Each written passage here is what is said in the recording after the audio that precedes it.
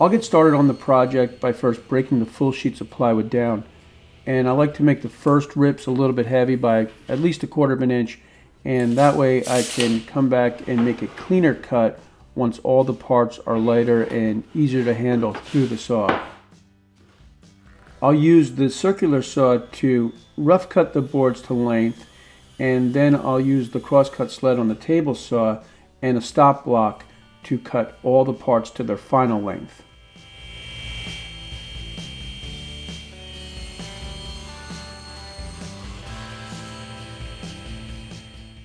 The last step is to take a little bit off each side, ripping the plywood to its final width.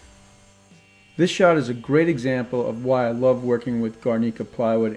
Garnica plywood is beautiful inside and out with its European poplar core. If you don't know where to get Garnica plywood, I'll have a list of distributors in the description.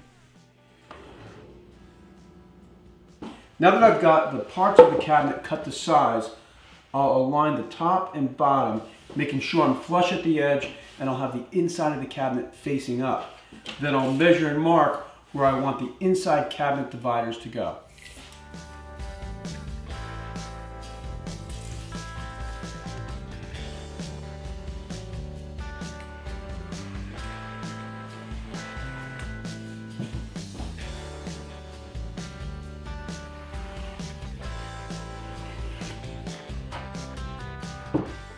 I've got the top and bottom marked for where I want to drill holes. This is the inside of the cabinet. I'm using a pre-drill and countersink bit. I'm not going to countersink the hole on the inside of the cabinet. I'll drill through at my mark, then flip the plywood over and countersink the hole on the outside.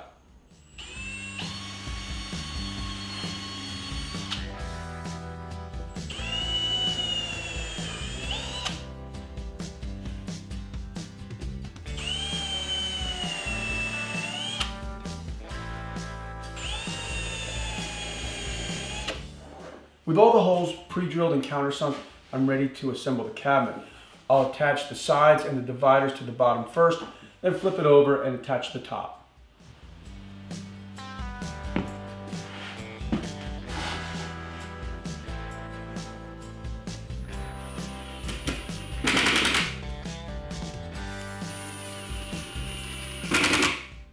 The dividers aren't as deep as the sides of the cabinet, so I'm using shims to help hold the dividers in place, so when I attach the dividers, they're nice and flush with the front of the cabinet.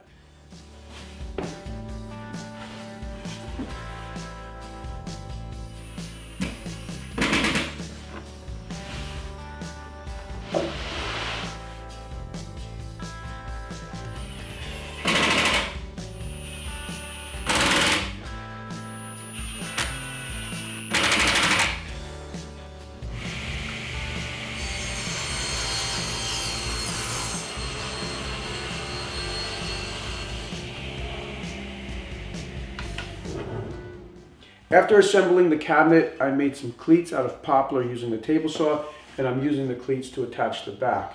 I'm attaching the cleats flush with the cabinet dividers, but on the sides of the cabinet, I need to inset the cleats a little bit, so I've cut a piece of scrap wood the same distance that the dividers are set in, and I'll use that piece of scrap wood and trace a line on the side of the cabinet, and when I attach the cleat, I'll hold the cleat at that line.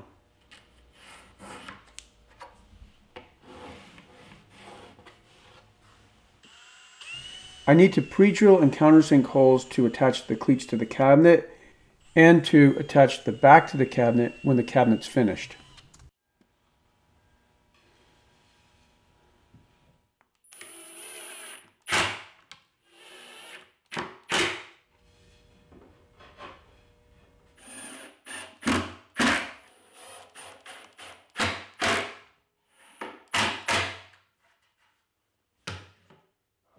This cabinet is getting a walnut veneer, so the next thing I want to do is cover the edge of the plywood. I'm going to do that with 1/8 inch strips of walnut, and I'll get started by ripping strips of walnut a little bit heavier than 1/8 inch. Then I'll run them through the drum sander to give them a smooth surface on both sides.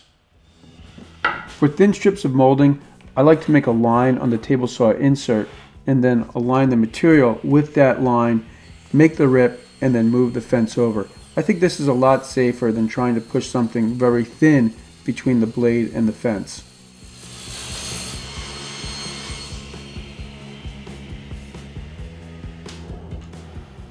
This is the Jet 1836 drum sander, and it does a great job of removing the blade marks and bringing the molding down to an exact 1/8 of an inch.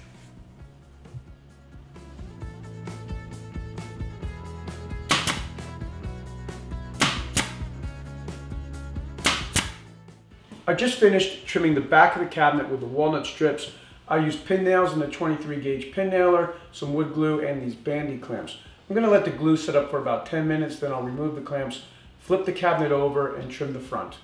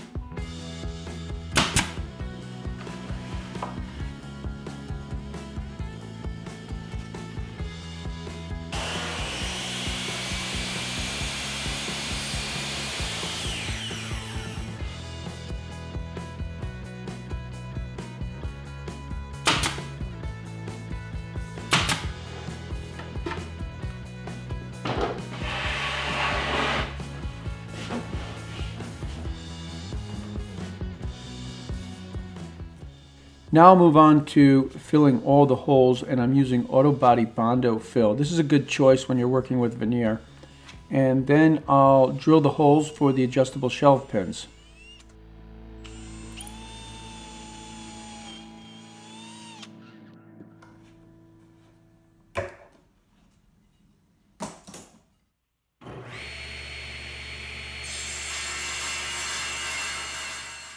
For the base of the cabinet, I'm using solid walnut. If you're planning on building this cabinet, I highly recommend watching the video I made dedicated to just building the base. I'll have a link in the description.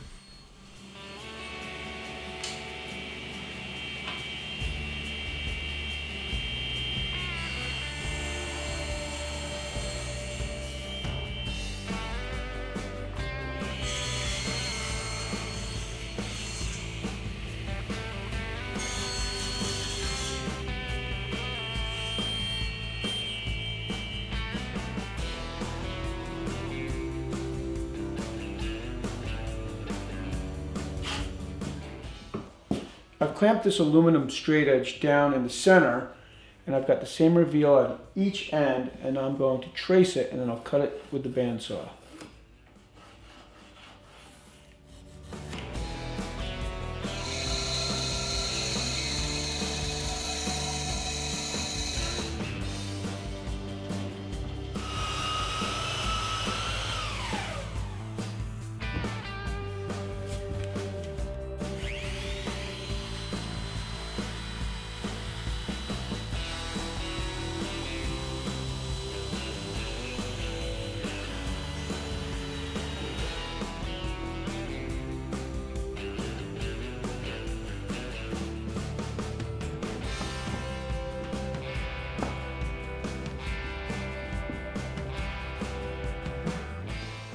One of the major design decisions on this project was to use the SOS invisible hinge.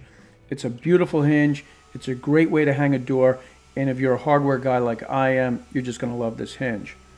For this cabinet, I'm using the SOS number 204 invisible hinge, and when you purchase the hinge, you can also purchase the jig that I'm using. I've also got a step-by-step video on hanging the doors for this cabinet, so if you're planning on building this project, definitely check out that video along with the other videos in the project playlist.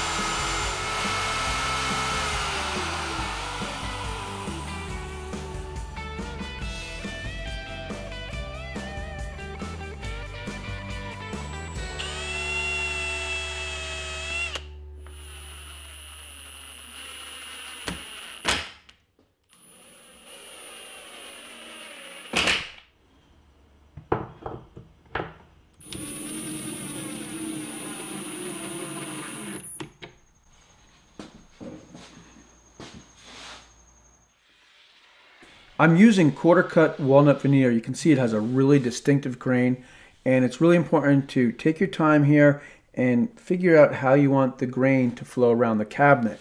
What I like to do is label the veneer and label the cabinet as I cut the veneer, and that helps to keep me from getting confused and accidentally attaching the veneer in the wrong place.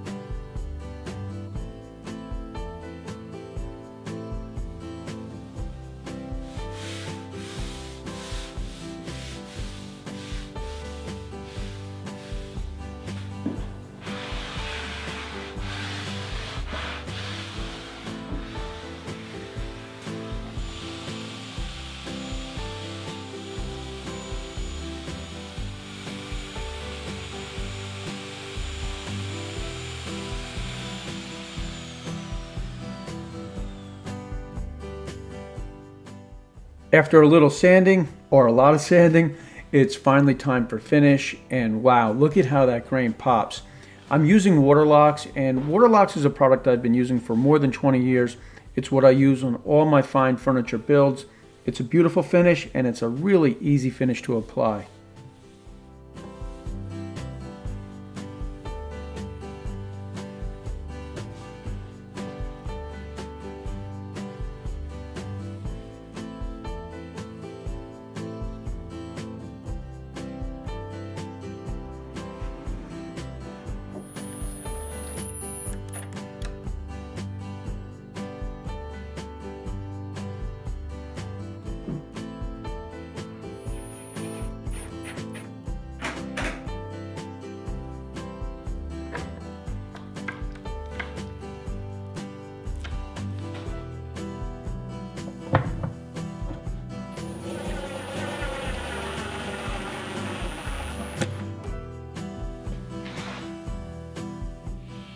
I decided to go with a very simple design for the door pulls, and I'll have a detailed drawing with measurements in the plans.